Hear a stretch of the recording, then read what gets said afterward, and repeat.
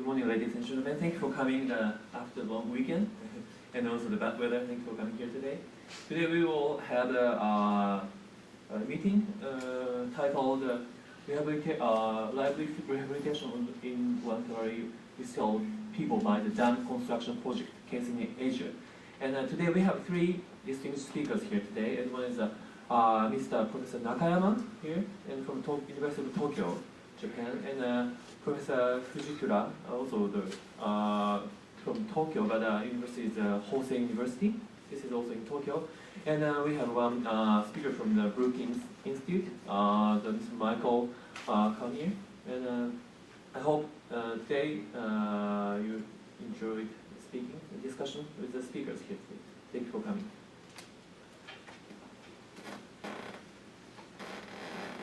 Well, good morning. Thank you very much for coming, despite this is the first morning after a long weekend. And well, today we will have two presentations by myself and Professor Fujikura, followed by comment by Dr. Michael Cherry.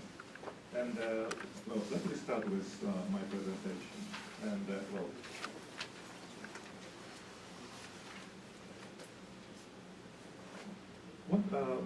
our presentations are outcome of international research project, which we have carried out for last time 3 years or even for several years. And the research agenda of the project was to figure out the implications of resettlement associated with dam in 10 Asian countries, and livelihood rehabilitation of resettlers in dams. 4 in Indonesia, 2 in Japan, 2 in Laos, 1 each in Sri Lanka and Turkey were examined. And well, even to our surprise, we found many similarities among these cases. And I would say that we could secure some useful lessons for project in the future. And well, we have put all the cases and lesson to learn kind of paper into the March issue of this journal. And I only have one copy, advanced copy for circulation. But there you may find nice papers about case studies and synthesis or lesson to learn paper here.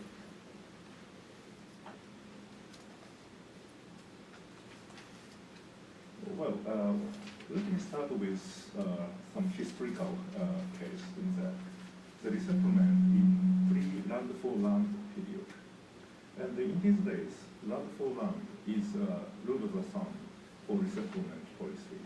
However, I started working on the case of resettlement issues before that era. The dam was built before that. And the first case I present is the Saguling Dam in Java Island in Indonesia.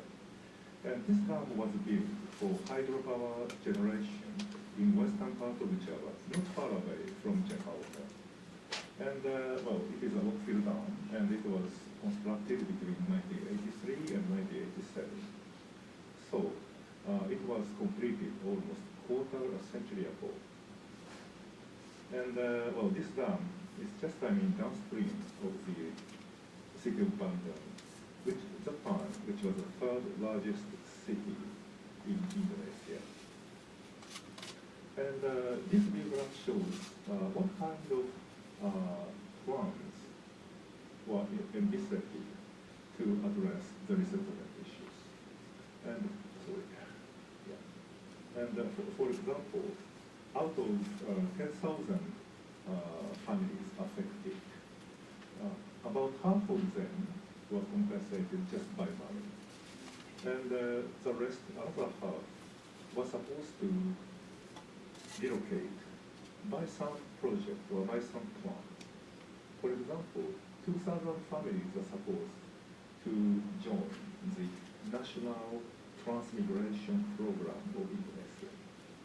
And well, some 6 families are supposed to join the agricultural development scheme, and well, 15,000 families were supposed to re-establish their livelihood by combination of agriculture and aquaculture.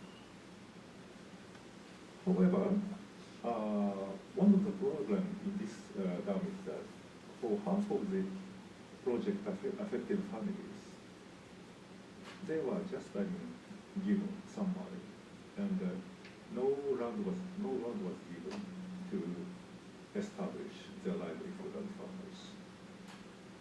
And well, I will touch a bit about the National Transmigration Program of Indonesia. The Transmigration Program was an initiative of the Dutch colonial days, and later it was continued by Indonesian government. And the very idea is to move landless people from densely populated areas of Indonesia, Java Island in particular, to less populous areas of the country, which means other islands in Indonesia like Sumatra, Kalimantan, Sulawesi, or Papua. And this involved moving people permanently from the island of Java to less densely populated areas. Then, regarding the resettlers of the Resettlement Areas, it is a survey about the 3,000 project-affected families. And it should be noted that some 80% of the people relocated within the same village. So they just move in to a very nearby place by not going far away. And well, small number of people moved to the village, but still in the same district. And well, some others went to the neighboring districts. And well, the bad news for the fauna of the resettlements here was that only very small number of the people, or only small fraction of the people, only very small fraction of the people wanted to follow the national transmigration program. And to our knowledge, only a handful of people wanted to follow the national transmigration program to go to other islands. And well, other bad news is that some of the agriculture development schemes were planned or envisaged, but none of them were materialized. And the transmigration was not, favored by the settlers. And well, some people were supposed to be employed by the project itself, but in fact, very few of the settlers were employed by the project, because to be employed by the project or by construction company, people needed to have some connection with the company, and the settlers simply didn't have such a connection. And this is the land of and this is a land owned by the resettlers.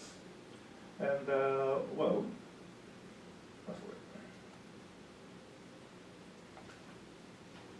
these figures before relocation, and these figures after relocation. And as you see, the amount of the paddy field and dry field decreased significantly. And it was also the case with fish pond. And they now have more domestic farmland than before. And the total area of, for land for agriculture almost decreased into half. So which means that their production base was severely degraded after their relocation to new destinations. And most successful business in this case was not based on the productivity of land, but it was based on the productivity of the reservoir. The most prosperous business, I would say, was aquaculture on the surface of the reservoir. However, the problem is that to become owner of the system or fish cage for aquaculture, the requirement of the money or financial requirement was beyond reach of the ordinary project affected people. And the majority of the owners of these fish cages are not resettlers, but people from outside, like entrepreneurs from Jakarta or some other areas. And resettlers had no ownership of these fish cages, and some of them do work there just as mere workers. So what kind of lessons we can see from this case?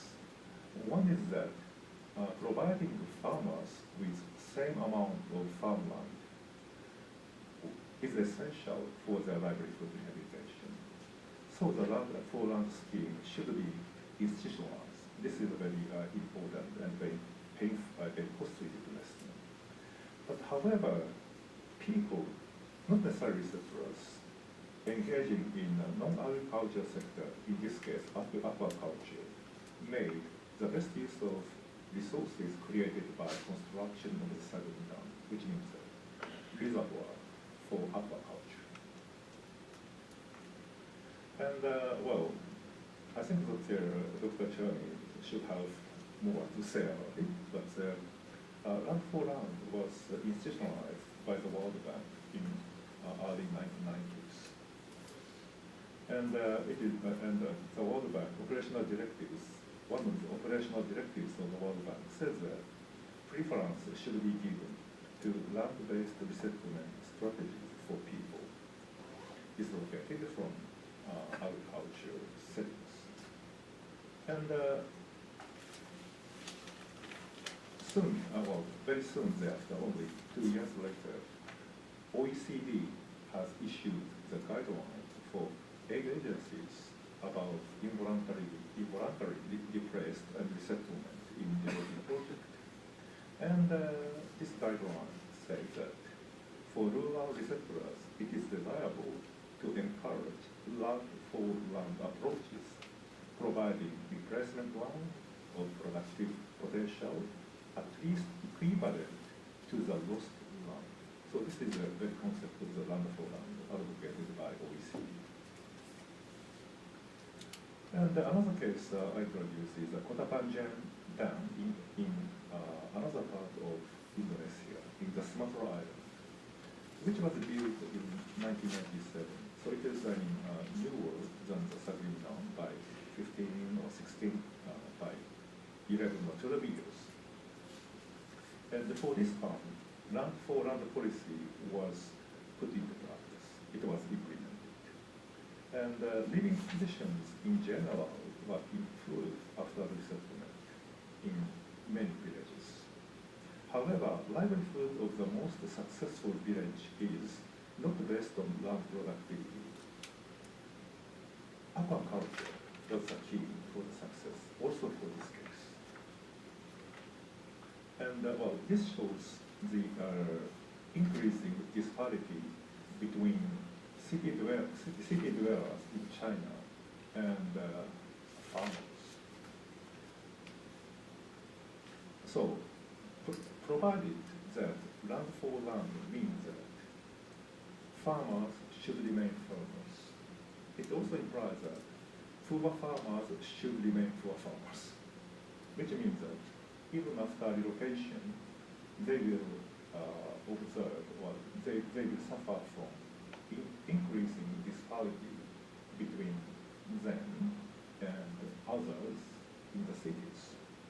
And it was exactly the case in Japan back in 1960s or 1970s. And in Japan, many resettlers wanted to jump from here to there at their own risk. It implied changing a job, and it implies more risks than staying as farmers. But many Japanese wanted to move from here to here. Well, and this is one of the case studies in Japan. And this town was built in 1975. And well, we examined the livelihood of the two kinds of the resettlers who are obliged to relocate by construction of this town. And these families who moved to the nearby area within the catchment, just in villages, just in upstream, as seen from their own residences. And these families who moved to cities outside of the region. And apparently, the people who moved to the outside of the region enjoyed more benefits or more income, in this case, as compared with the people who moved to the nearby region. And we also examined one of the dams in Laos named Nangang Dam, which was built in 1970. And well, for this dam also, land for land policy was practiced. And however, we examined the livelihood of the two resettlement villages. And we found that resettlers in one village enjoy much higher income than the other village, thanks to better access to the road, better access to the town, better access to the factories, etc. So in this case, the access to the major road made a big difference in that. In one village, they enjoy better access to the road and they can get jobs in non-agricultural sectors, and they enjoy more income. So, what kind of findings we have secured from these researches? One, that many resettlers are concerned about the future of the children. In many cases, much more than themselves. And they tend to select resettlement destinations based on which destinations could provide their children with better education. So, resettlers are not considering themselves alone. They are very considerate about their children. And in some cases, resettlers move to distant cities to secure better livelihood than before, as we witnessed in the case of Japan. And the traditional land-for-land policies imply that a poor farmer remains a poor farmer even after relocation. And in a country like contemporary Indonesia or Japan in early 1960s, land-for-land policies make farmers relatively poorer, while non-farmers benefit substantially from the country's rapid economic development. So this study concludes that land-for-land should still be a major option. No, we are not saying that the land-for-land policy should be discarded. Definitely not.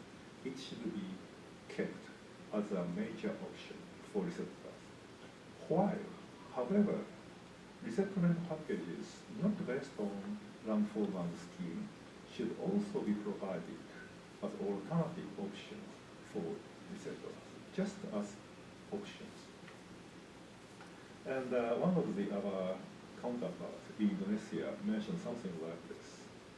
In old days, back in 1970s, people moved from Java to Sumatra by transmigration scheme, like this, from Java Island to Sumatra Island.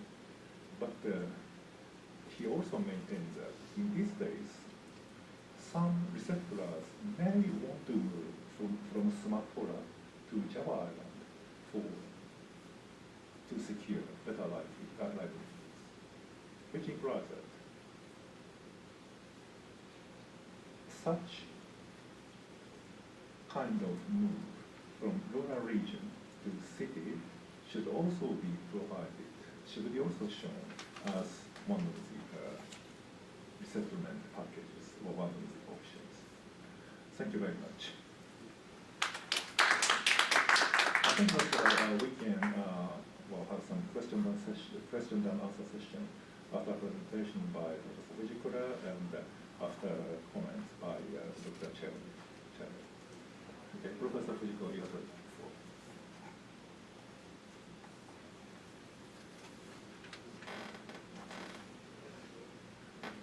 Good morning, everyone. I'm Fujikura, working at Hosei University in Tokyo. The major findings of our research is already introduced by Professor Nakayama. So my presentation is somehow supplementary. I'll show you some 4 cases of our study. One is the Kotomare Dam in Sri Lanka, and the Kota Panjang Dam in Sumatra Island, Indonesia, Bilibili Dam in Sulawesi Island, Indonesia, and Miyagase Dam in Japan. The first one is Kotomare Dam. Kotomare Dam, it was constructed as one of the components of Mahaweli development project. This country is divided into dry zone and wet zone. The object of the project is to develop the dry zone by constructing irrigation systems. Because of the harsh climate, the dry zone has been less populated, and the Sri Lanka government was very keen to develop the area. The development project covers 210,000 hectares of agricultural farmland and benefited more than 1 million people, including dam resettlers during the 1970s to mid-1980s. The Mahaweli command area has been divided into 14 sub-regions, and the resettlers moved to 3 of them, namely System B, C, and H. So all these areas are located in the dry zone of the country. The dam construction affected 3,961 families. So the 2 options were provided for the resettlers. Option 1, resettlers obtained T plots and the house in the vicinity of the Kotomare Reservoir. 334 families selected these options. Land area of 1.25 acres and 0.75 acres were provided from low productive seedling tea allotment and higher yielding tea allotment, respectively. Option 2, they obtained agricultural land in the dry zone. 122 families selected these options. Majority of them were actually provided with 2.5 acres of farmland and 0.5 acres of home plot as resettlement compensation. So more than 95% of people who are settled in Kotomare wet zone replied that they are satisfied with the resettlement option. The ratio of these who moved to Mahaweli system was more than 70%. Some people, especially in the system C and H, replied that they would be more satisfied if certain conditions had been fulfilled, such as more irrigation water and more options for their second generation.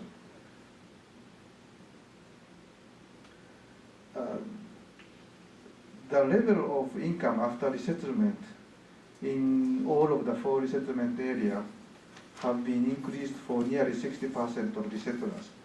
However, the stability of income has decreased for more than 50% of the households in the dry zone. So less satisfaction in the dry zone than in Kotomare area might be attributed to the less income stability.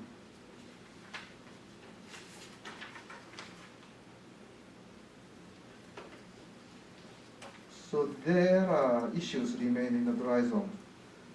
There are no options for the third generation. There are fewer opportunities for education and employment in the newly development areas.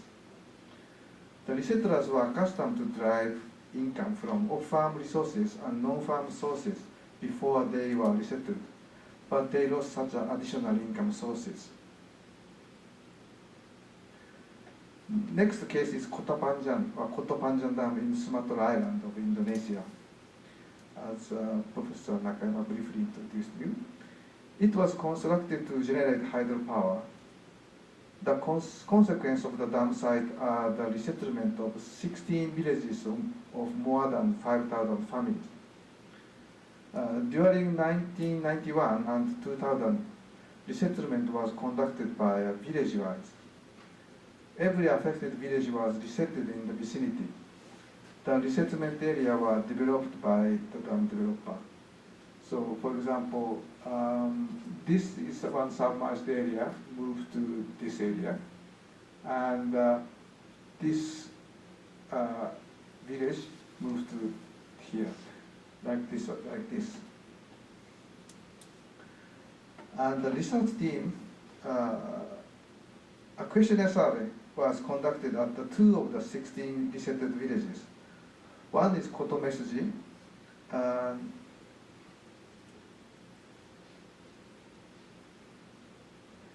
this village, the Kotomesuji village, seems to be the most successfully developed. Another village is Tanjung Balik, the least successful one. So this picture shows the typical houses of the resettlers. So it is quite obvious that people in Kotomesuji were more benefited than those in Tanjung Balik, this one. The research team asked the resettlers about their family income based on current price level. They asked resettlers to judge their income before resettlement based on price index at the time of the survey. That is the price in the year of 2010. Majority of resettlers has experienced an increase in their income. In Kotomesuji, before resettlement, 82% of resettlers monthly received below 1 million rupiahs.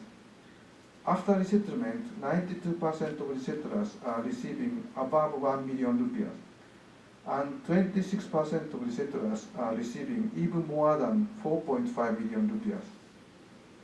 On the other hand, in Tanjung Balik, before resettlement, 82% of resettlers received below 1 million rupiah. After resettlement, 72% of resettlers are receiving above 1 million rupiahs. However, only 10% are receiving more than 3 million rupiahs. The difference of income between two villages is partly attributed to the second income source. After the resettlement, resettlers in Kotomesuji started fish breeding, as Professor Nakayama introduced, in addition to the farming. They can sell fish to urban area with very good price. Yeah, the fry are bred in this in-house fish tank. When they grow up, they are transferred to this pond for further breeding. So next case is Bili Dam, or in Sulawesi Island of Indonesia. This dam is located in the district of Goa, here, 31 kilometers from Makassar city. The main purpose of the dam are for controlling floods, supplying drinking water and irrigation water. 2,085 families were affected. The relocation scheme started in the year of 1990 and was completed in 1997. Compensation of the resettlers was monetary based. In addition to the compensation, the resettlers could join transmigration program if they wanted, while only Jawa and Bali people are basically able to join or allowed to join the program, transmigration program. So transmigration resettlement area are in the district of Mamuju and Lubu.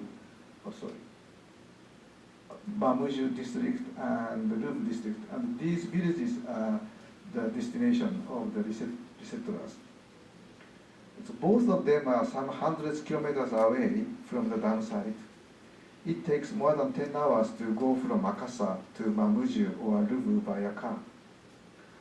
The rich families who obtained enough compensation money seems to have stopped farming and to have gone to the urban area. So they seem to stop farming. And about half of the resettlers, half of the resettlers were able to buy land and home in the vicinity of the dam site and continue farming. The poor families, especially landless farmers, chose to join transmigration program. However, within a few years, many returned to the vicinity of the dam site. 194 resettlers went to Tomo 5 village of Mamuju, but currently only 71 remain. 141 resettlers went to Maranke 4 village of Lubu, but only 41 remain. The major factor that has driven resettlers to return to their original domicile is somehow emotional. They wish to live in their original hometown with their relatives.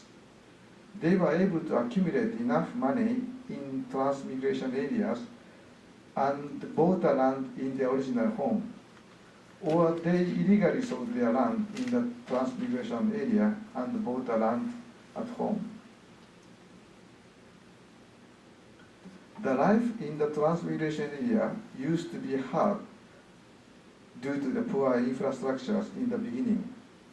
They suffered from serious flooding, disease of orange trees, and or conflict with original local people. Many were unable to manage this hardship and left the village. Those who overcame it are satisfied now with their income. So many of them changed their major crop from rice to fruit. The last case is Miyagase Dam in Japan. This case study was not included in the special issues, but in the previous special issue. Miyagase Dam is located 55 kilometers away from Tokyo's downtown. It is the latest and the largest dam within the metropolitan region of Japan. Its operation started in 2003. Due to the dam construction, 281 families were resettled.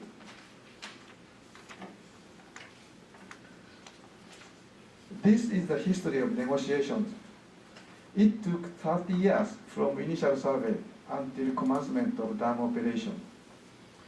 During from 1979 until 1981, 150 official meetings and a number of the unofficial meetings were held within local communities and between local communities and government. In 1985, resettlement work was finally completed. Resettlement was very carefully conducted, taking the resettlers' wish into consideration. 2 resettlement areas were developed. The resettlers' family who wanted to continue to live in the vicinity of the lake were able to buy land and a house in the area cheaper than market price. They were also supported by a soft loan and a subsidy to mitigate interest rate.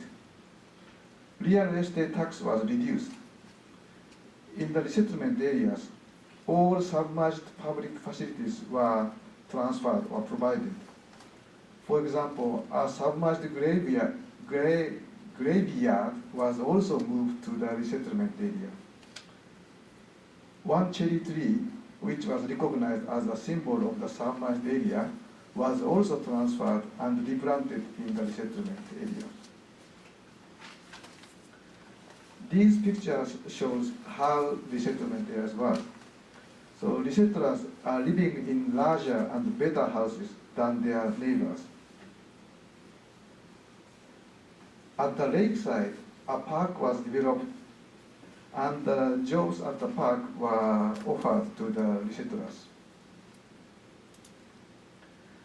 The lake, or the dam, attracted 1.57 million tourists, the largest number of the visitors to Japanese dams in the year of 2006. And during the Christmas time, over 300,000 tourists visited the Miyagase Dam. At the lakeside, a memorial hall of the submerged area was established in order to console resettlers. Submerged private property was monetarily compensated based on the result of the detailed survey and the compensation criteria. Amount of compensation totals 24.5 billion yen. This one. So this is so-called direct compensation. Is officially included in the official construction cost of Miyagase Dam, which is 390 billion yen. On the other hand, the cost of implementing other projects than compensation, such as regional development and or subsidy for land and house acquirement, was not included in the construction cost. This hidden or indirect compensation cost was, however, indispensable to obtain consent of the local communities and to support them. It amounted 75.34 billion yen. So Ministry of Construction officially reported that compensation were 6.3% of total construction cost, but they actually include only direct cost. If we add indirect cost, the actual cost for resettlement will be 102 billion yen and amount to 22% of the total cost. If the amount of the indirect compensation is divided by the number of the resettled families, it will be 278 million yen per family. It corresponds to 43 times of average annual income per family in Japan. In fact, it was said the Miyagase Dam was paved with banknotes.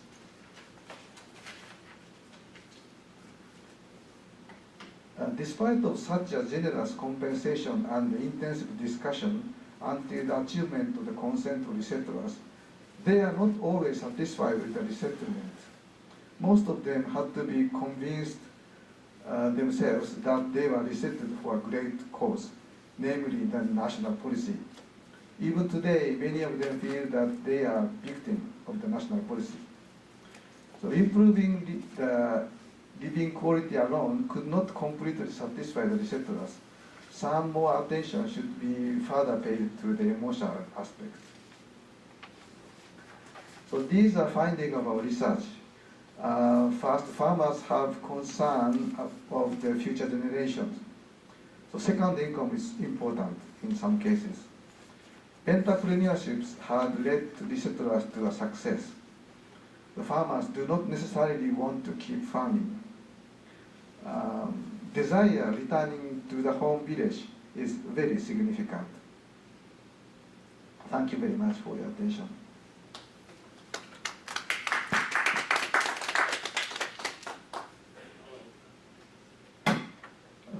Thank you very much, Professor Fujikawa. Now we listen to the comments by Dr. Michael Charlie. Thank you very much. I listened with great interest, and I know the materials from before. I have prepared some comments which I'll be happy to share, but I'd like first to ask a question and to invite both Professor Nakayama and Professor Fujikura to answer. So, because I believe that the answer could help guide our conversation. and maximize the benefit of this meeting, for which you come all the way from Japan, for what you in fact plan to do in the next stage. The challenge is always to look forward and to help the next step. So if you explain here your intention, which I asked you in the email, and I know what you plan to do, but I think that all participants would be happy to know. They will all contribute to helping the next stage, not only what you have done already.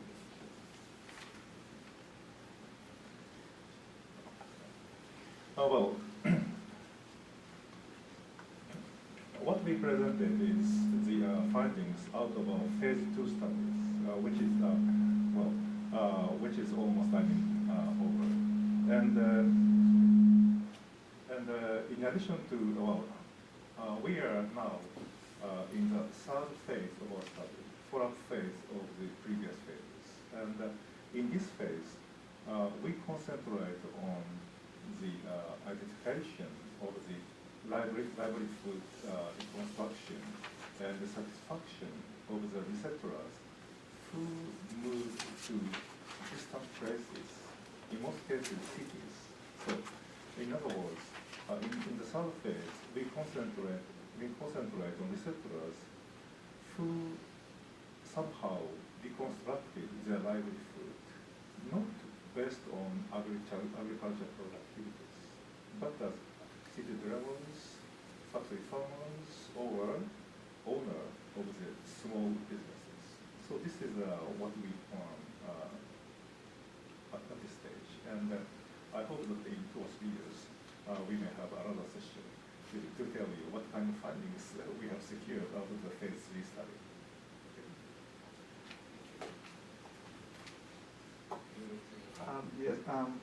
Yes, we are going to the last phase of our study, but one of my concerns is the difficulty is the identifications of the resettlers who are living in the city. So it was not difficult to find the resettlers in the resettlement areas, but now in this case, they are somewhere in a town like a Makassar city. So we will do our best to identify the people. But anyway, I hope that we can collect some case studies. And we do hope to produce one book after we completed the phase 3. We will have already produced 2 special issues of the journal. Now the last one, hopefully, a book. Thank you.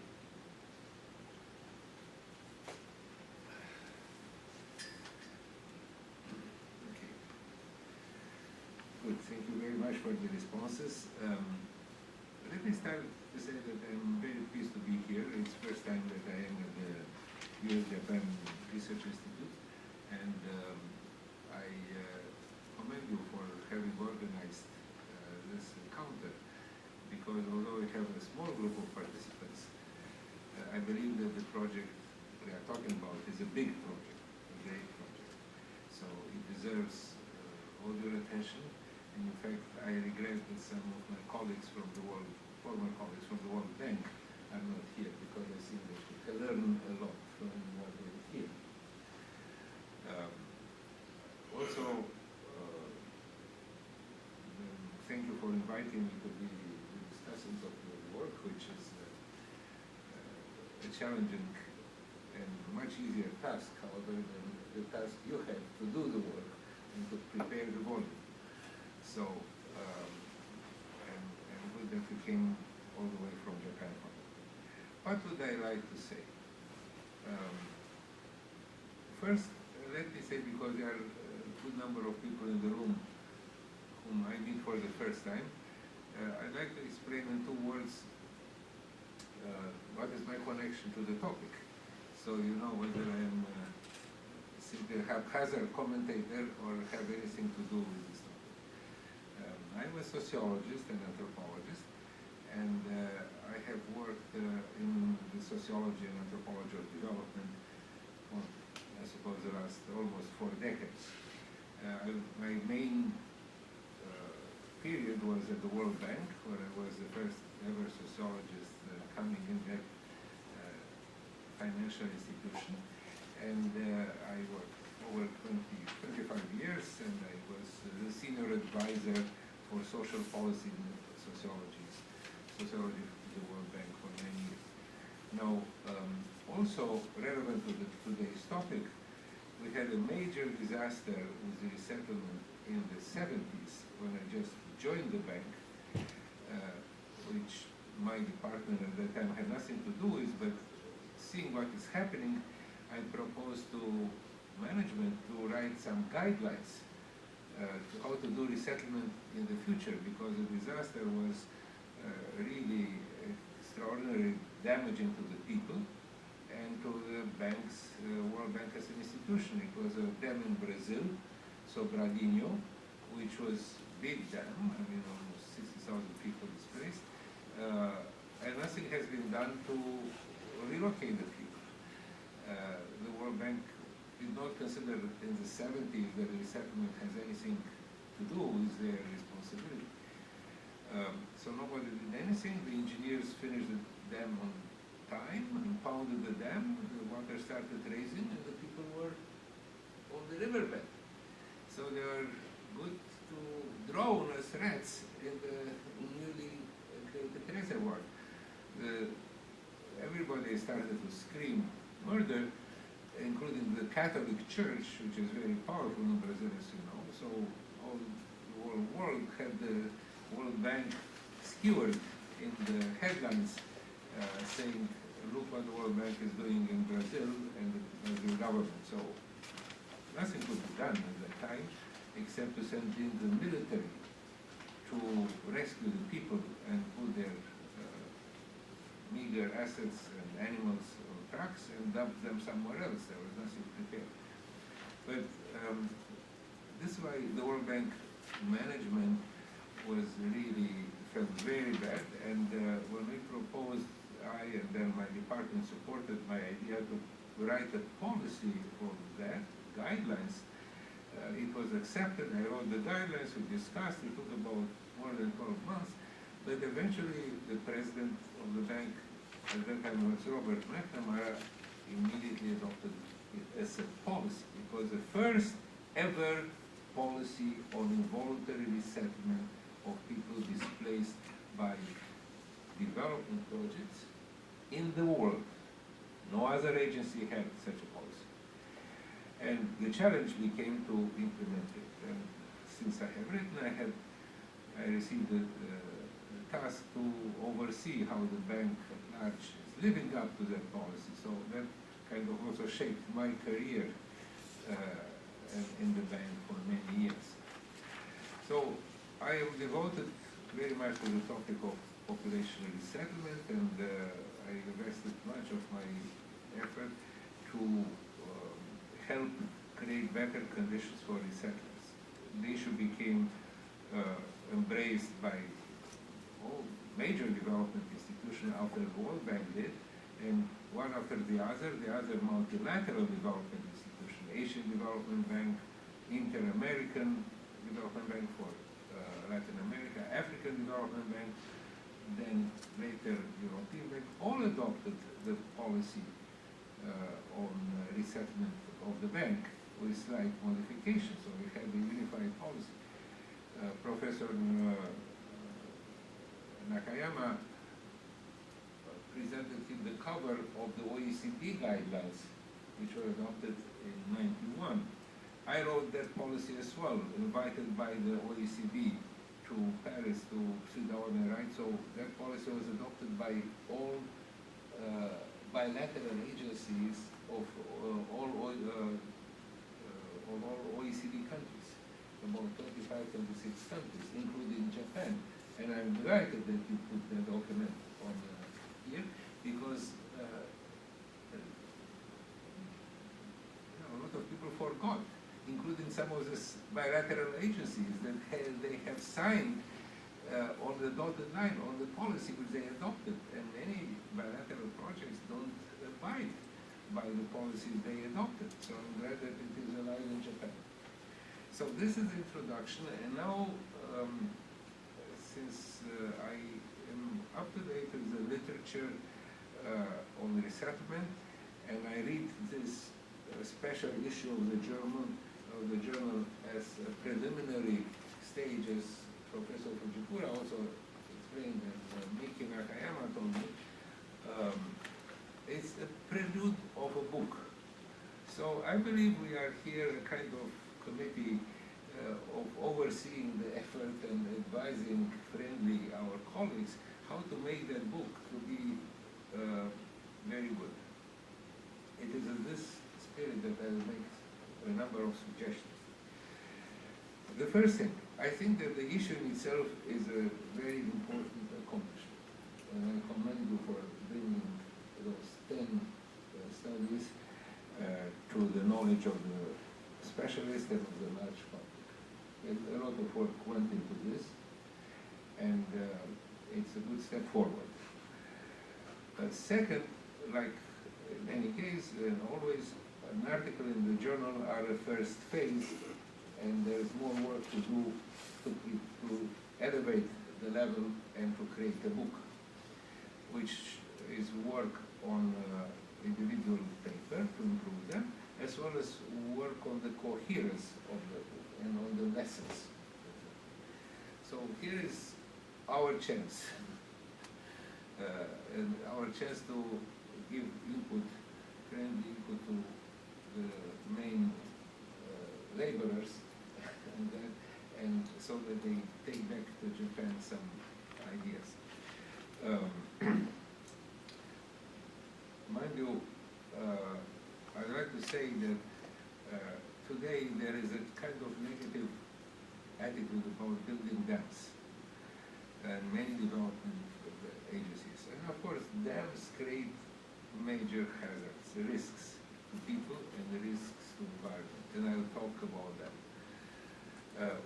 Nobody's happy with these risks, but in a situation when we need energy and we need clean energy, it is indisputable that hydropower is the cleanest form of energy.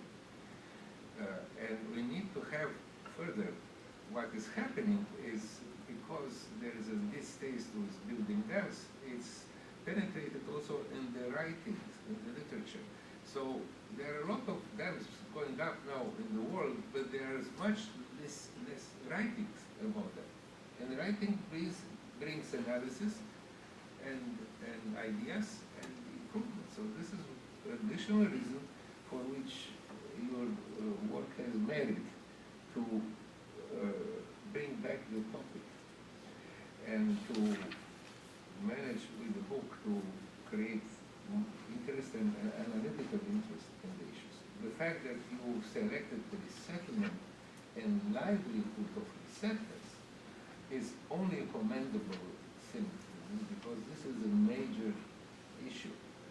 We cannot, as much as we are concerned with protecting people and minimizing displacement, and I'd like to say that everybody should be concerned to minimize, to avoid displacement whenever possible, or to minimize it when it is impossible, because displacement is very disruptive, very costly in human terms.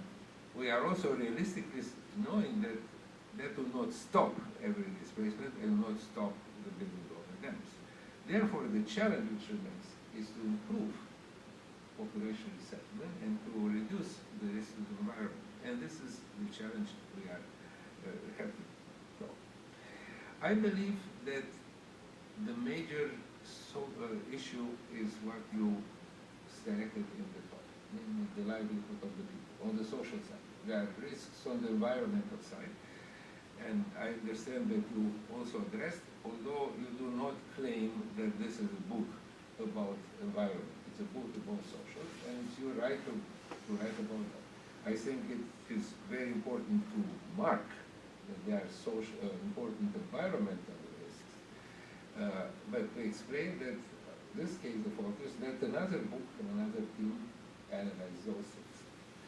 Now, if we have an issue, the social issues, what I would say about first of all, about the studies here, there is a number of interesting issues in every paper, and you highlighted, for instance, both of you highlighted the issue of the challenges between moving rural people to urban.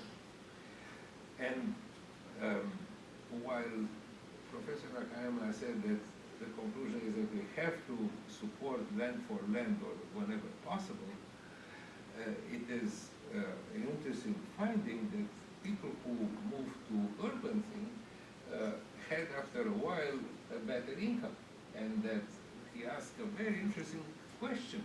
If we recommend land for land slower policies, which we do by now, isn't that a perverse recommendation in the sense that we condemn those people to stay in the village and to farm, and therefore deprive them of the opportunities which they can gain if they move to urban? So it's an important thing. You have to deal with it delicately. The response, which I believe is what you've done, that no matter even if we wanted, I mean, even by we I mean the development promoters, agencies, governments. Right? If we wanted to move all the people in urban, there is no possibility, practical, to do physical and economic. Every single new job created for that costs much more than what it takes to allow the people to work on a similar or better piece of land. So it's not also possible. Then there is another constraint, namely a lot of farmers are middle-aged, are not literate, are not educated. Their skills do not allow them to be converted to urban workers. So it would be utopian to say, let's forget about land for land. The second point, which I put also as a question to you, yes, I agree that after a certain time, people who go to urban area and you come to study them after 10 years or 20, so on, or more, you find that their income is better now than it was before. But the question is double. When did their income become better? After resettlement, when they left and was displaced and uprooted and went there, and very often ended up in the slum and lived on foot in a shack with corrugated iron and plywood, and from hand to mouth and not having any sustainable income, before they started after 5, 6, 10, 12 years to adjust and to kind of find them for themselves a place. Well, I'm not happy if people have to go for a decade or more of being impoverished and reduce their resources and livelihood, and only after that to start benefiting from the good, from the urban promise, so to say. First of all, it is still, the effect is impoverishment, and I'll come back to that. Second, if those people even succeeded to improve, many of them succeeded as a second generation. It means that one generation was sacrificed. And then they succeeded through their own agency, through their own sweat and blood. Well, but we say that there is an ethical obligation in development for that those who displace, as you gave very good example from Japan, assume the responsibility to get them restored as at least at the prior level of or better, and you achieve much better. So the fact that some people improve their situation 10 or 15 years later, after having been impoverished and reduced to insecurity and so on, is unacceptable if from a critical view of development. When you say the developing agency has a responsibility to ensure that people are not impoverished by development. If we do the dam for development purposes, it shouldn't be done on the back and on the of those people, because this is externalization of cost on people who are innocent and have nothing. That is imposition of risk. So this should be noted as a success which may hide the failure. And I have to be very clear cut about that, crystal clear, and show, because we live in a world when there are some dam proponents which are not very scrupulous, or very, to call a spade a spade, are very unscrupulous. And they create a smoke curtain hiding the negative social consequences of that, which is not the intention of that study, and I'm sure it's not your intention if you came to the Institute, Japan Institute, and US Institute for Environment and Law. So that should not be allowed to pass as a solution to the fact that we find that after 10 or 15 years, people have better incomes. We have to evaluate and to say what was the situation at immediately following displacement. Yes, we have to enable the resettlers to develop their own capabilities, and once resettled, to take advantage of all the opportunities and invest their resources. But the first obligation is to repair the shock which is inflicted, economic, cultural, moral, on the population which is forcibly uprooted. When a government comes and say, you may have lived here for 5 generations, but tomorrow you'll have to move. We don't care because we need the power for that part of the country. So this would be unethical. So this is a suggestion as to complete and explore in more depth the implications of the good, interesting finding that now, to not expand too much my comments, which I have more to I'd like to see your book, Nikki and Professor Bushik, very well attuned to the current frameworks. The book will be published in mid-decade or years. It should reflect the concerns and the state of the art of the literature. So I think that one main effort is for you as editors and leaders of that research project is to kind of clarify the conceptual, the theoretical framework common to all the studies, and work with the authors to guide them in the process of revising and finalizing their studies to meet certain commonalities of concepts, commonalities of thinking and theory, and respond, all of them, at least, to a number of clear issues, which are of a major theory and policy nature. Which are, I will mention 2 or 3. One, the first is the issue of risks. The concept of risk is not a new one, but the financial crisis through which the entire world has passed and has elevated that concept at the top of concerns in economics, in sociology, in political science, in policy making for governments. What are the risks? How do I identify the risks in advance so we are not caught with our pants down and get into a crisis, or caught into a disaster of resettlement, and everybody says, were you responsible in doing that? Therefore, you have to speak more about the risks of displacement.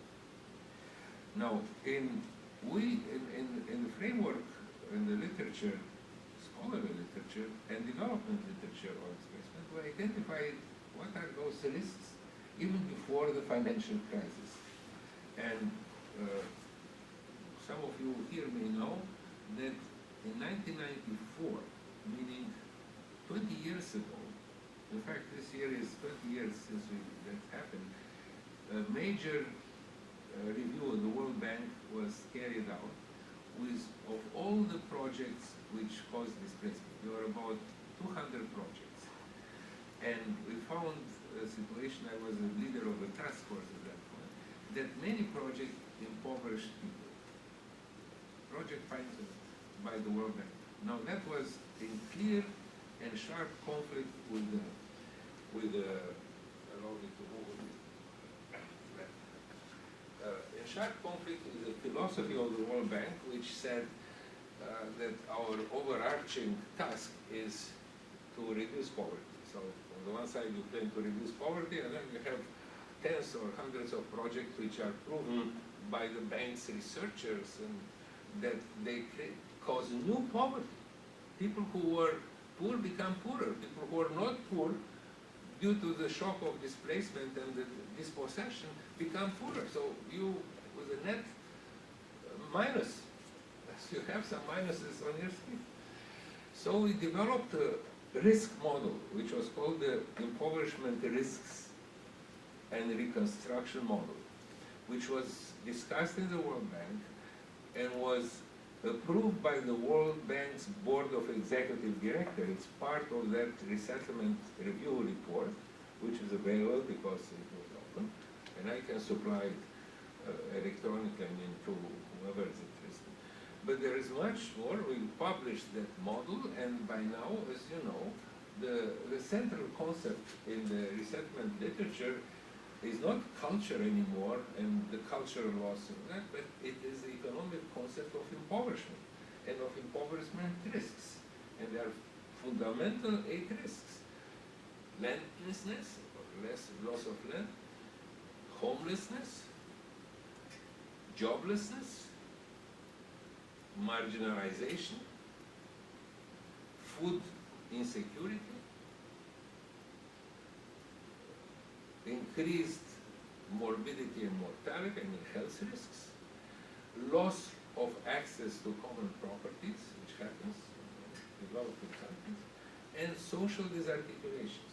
These were 8 risks which are all impoverishing people, and those risks become actual impact if they are not mitigated in advance. The whole sketch, the whole trick is to know this risk as being intrinsic to displacement and to prepare in advance inside the project countermeasures. Studies by scholars have to examine whether project documents have taken into account those risks, and the set of provisions, of counter-risk provisions included in the project themselves were tailored to counter those risks and were financed properly, so there is enough money to do the counter-risk work. And to start with, I know there is somebody from the Legal Institute here, you have to look whether there is a legal framework in this country, a policy which will compel the country to do so. I'm finished. So this is one thing which I suggest you to create and to make all studies address that, more or less, depending on the study, not in the same way, but be able clear to say how many of these projects ended up by resettling people with recovery and how many did not. That is very important. The second thing is to be aware that there are all not only resettlement risks, but displacement risks, but also risks which people encounter at their new arrival place. And we'll discuss more about this, I believe, at the conference in Oxford, which is forthcoming. And third, I believe you have to recognize the political implications of these lists. You may know perhaps that the State Council of China has adopted as recently as November a decision that all major projects from now on in China which affect the environment and population, of course, should have a mandatory social risk assessment at the beginning. And why? The explanation was clear and honest, because social risks lead to social instability. And these are verbatim the words from the decision of the State Council. If China speaks about social instability, it means there is great concern that such things may have political consequences. So this is another important thing. And last, recovery. Everything which you can put in the final study about the recovery successes or minuses is important, because after all, what we have to keep our eyes on, both in practice and in research and analysis, is the economic dimension of displacement and resettlement. The core of it all is an economic equation. People have to be expelled from the land, and their assets expropriated. Right? Expropriation is a dispossession. Compensation is a restitution. Is compensation enough? The literature says no. You have to make investment. The practice of Japan shows that you not only pay compensation very high, but you make also investments in that. And your study in the book on compensation shows that, and you found interesting solution. In fact, I believe it should be, that study should be reproduced in your volume. Okay? So, in the case of dams, every dam produces what is called in economics an economic rent, which is a rate of return which is higher than the average rate of return of investments in the total project, class of projects on the development. So that surplus rent, the economic rent, over and above the economic rate of return, is a major resource of financial resource to share part of it with the people who are displaced. So benefit sharing should become part of it. And this will respond to the unjustified excuse in many developing countries that they don't have enough money to compensate and to invest in successful resettlement. So these are my proposals, and I wish you success in creating such. There is a lot of gold in your research, but sometimes it's covered by mineral. You have to extract the gold and make it shine. Thank you. Thank you very much, Michael. Well, I think we have several minutes left for question and comment from the floor. So. Thank you. Well, it's just been a great panel, and I regret more people didn't come because it's very rich. And Mr. Chairman, I thought your comments were very on target. I'm Richard Cronin. I'm with the Stinson Center. It's my young colleague Zach and another colleague there. I've been working for more than 5 years now on Mekong River hydropower issues, particularly the issue of mainstream dams. And everything you've talked about and that you have drawn out is very, very important stuff. And I'm particularly interested in the issue of education and second income aspects, because if you look at the Mekong River, it's a transboundary river, so it's even more complicated. I was just on the river, Zach and I were just on the river a couple of weeks ago, and you see all these vegetable gardens on the dry season now on the riverbanks, and these are important. The other factor is that in the Mekong, you've got tens of millions of people who still really depend on the river for both their primary and their secondary incomes and their food security and their livelihood. And so, particularly because of transboundary impacts, something that happens in Laos will affect Cambodia or Vietnam very negatively. And so that's a problem. But my real question, well, all these issues raise the question of why are we even doing this? In other words, what's your philosophy of development? If you really want to improve the livelihoods of people and their welfare, start with education and other sources of income and roads and agricultural extensive services. There's a whole other way to actually improve the lives of many people rather than destroy them. But here's a real issue right now is the World Bank is pretty much out of dam building in most places in the world. These are commercial projects in the Mekong. Now, the cost benefit is strictly based on a rate of return for the developer and the revenues that the government gets. They're not looking at these other costs. And so I think your research is great because it really, and particularly if you follow the suggestions that Mr. Sinead made, this is a rich load of information on what needs to be considered. But right now, there's no way to hold the government of Laos to feet to the fire, or to certainly hold the developer. You mentioned before Sayaburi Dam, that's a Thai project. The next project, Pak Beng, is a Chinese project. A Chinese developer, Chinese loans probably. Who is going to get them to make these broader analysis of the socioeconomic and other impacts, or even the cost benefit to the government? At the end of the day, if the government has to bear the costs because of political need that the developer hasn't agreed to supply, where does that leave the issue? Thank you so much. I appreciate what I learned today. I am a member of the UNESCO task force.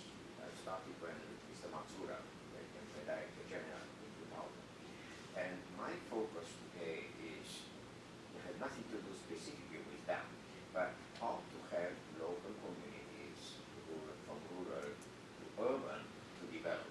In Japan, I was involved in Okinawa in 2003. So the focus on natural capital, natural heritage was less, but still was not the best in the world, but I think they got some development, mostly based on cultural heritage. In Norway, we had a complete range from remote rural area to Oslo to help local community development. My question is, you're going to write a book, you are now learning a lot. And my mission is to mobilize knowledge for local communities where I'm involved. So, do you think, the first question is, do you think some of your conclusions might not be relevant today because due to the evolution of technologies, knowledge, and so on? I call this, in an abstract way, almost cultural and creative industries.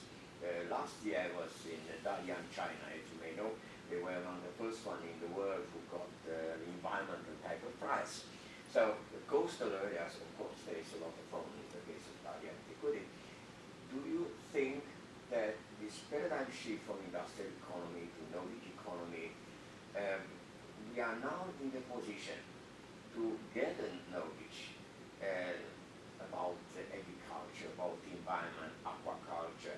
You may know Norway invested a lot in aquaculture. Some of the results are negative, too much industrialization of salmon and so on. But there's a cumulative effect of learning from experiences. European Union with Nature Program and other, I used to run three rather large programs with the European Union. In Japan was also default very early, 20 years ago, and you may know almost a disaster at the end. So the idea, do we have today enough awareness and knowledge to create like a knowledge base for local communities, which I would like to have your book, for instance, and to include it in a knowledge base to educate various local communities. Then to go to the World Bank or European Union. A lot of money is spent in Europe and Scandinavia, what you were also in Sweden. Are we able to answer this question? What is relevant, what we could qualify as a best practice or good practice? Japan has a lot of knowledge. I've been following this thing 80 times, Japan, including situation, in Japan you have a lot of technologies which are not used, developed at national level. So I would include also the knowledge of various technologies, also experiments, innovative one. And my second part of the question, the transfer of advanced experiences proven useful from Japan to Indonesia to Greece. So a global knowledge base to operate. Who could do that? I don't know when back. This is the first part of the question I'm taking much time. My name's Carl Brook. I'm with the Environmental Law Institute. It's wonderful to see this research. I'm wondering if, I have a couple of questions and comments related to quality of life and standard of living. Because there were a couple of metrics, a couple of observations here that struck me as curious. So the increase in income, and people were unhappy, they felt victims. And I'm wondering if some of that is the cultural identity side, but some of it's also standard of living. You move to the cities, things get more expensive. You spend more money on food. You're not growing your own food. And so even if your money goes up, your standard of living and quality of life go down.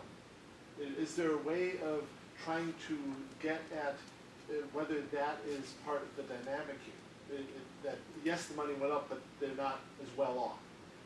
Similarly, I didn't quite understand what was included in indirect compensation. And so I was struck by the fact that, on average, the indirect compensation was 43 times the annual income.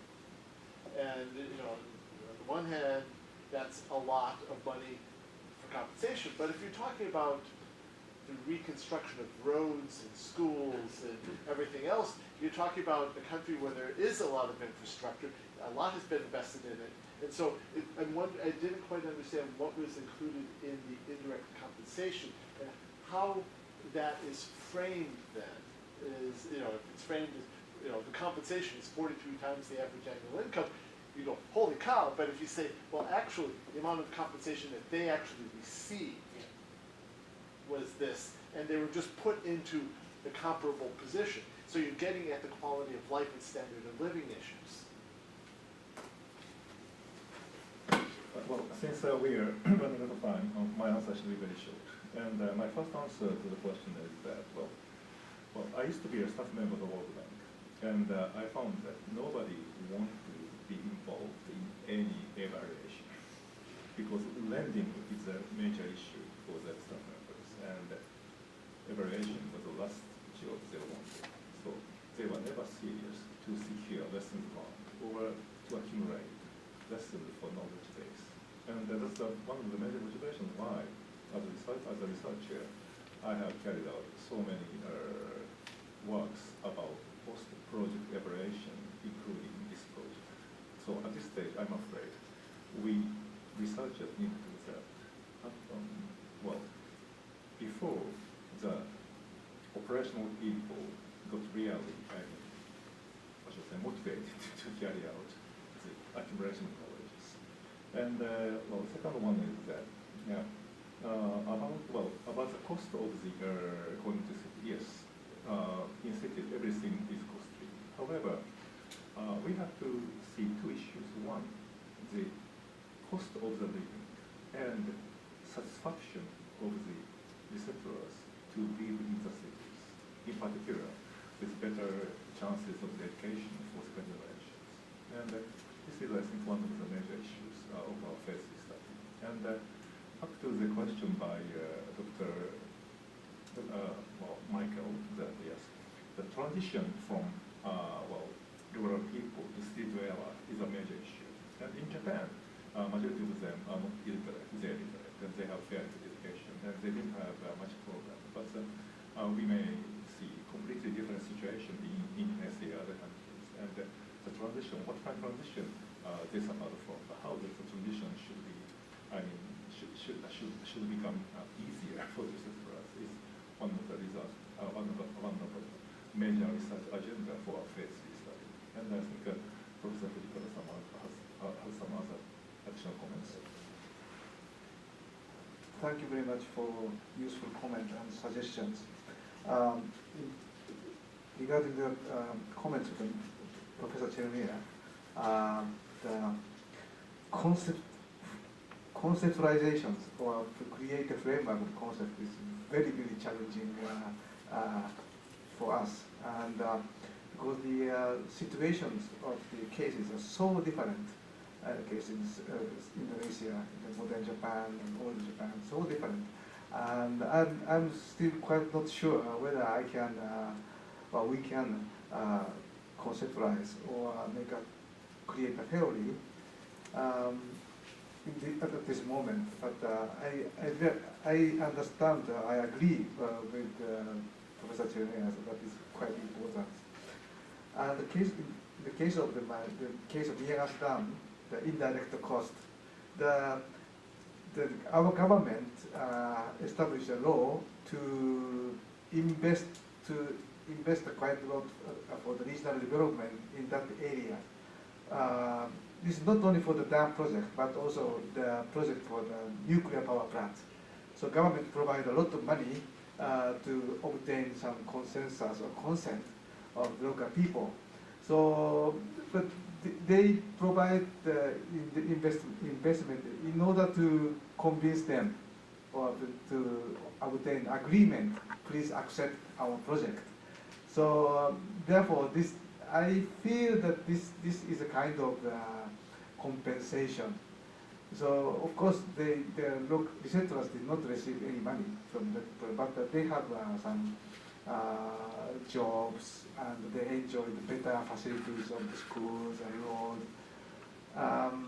But even such a investment, the people are not very much satisfied. And local government is still make a very big effort to console people. The local officers often visit resettlers just to talk, just to chat. How are you, and how are your son is going well, and so this is quite emotional, but quite important. And local government continue to do this effort, not only in this case in Yangtze Dam, but also in many other places in the hydropower, nuclear power plants, or some other infrastructure projects. And I do not think this kind of treatment, investment, is not take place in other Asian countries. I don't know about China, but not in Indonesia and in Sri Lanka. So that is invest much more than any other developing country. Much more. Indonesia does. Indonesia? Much more than Indonesia. Oh, Japan. China. China. Japan is a case apart because Japan is developed. But among developing countries, China has invested recently, just you know, not only for increasing compensation. In our book, there is a graph for China, which compensation has gone for 3 or 4% to 40%, or 40 times annual yield per move. But has decided also to compensate retroactively everybody who was displaced by them in the 50 years of China's existence. This is unprecedented. And every month, everybody of those people are now, according to statistics, 18 million people were displaced by them. But China said, because of demographics, those 18 million are now 23 million. So they are compensating 23 million displaced people from the last past 50 years. So that is sorry. Thank you. Yeah. So, but anyway, that was my response to the comment. Do you have any Chinese names? We wanted to do that, but because it's difficult to access information. The Chinese project, very difficult. So I gave up. Well, I'm afraid time is up. And I hope that we will come back here in 2-3 years to show our end results of the next phase, conclusion of the next phase. So thank you very much for your participation and attention.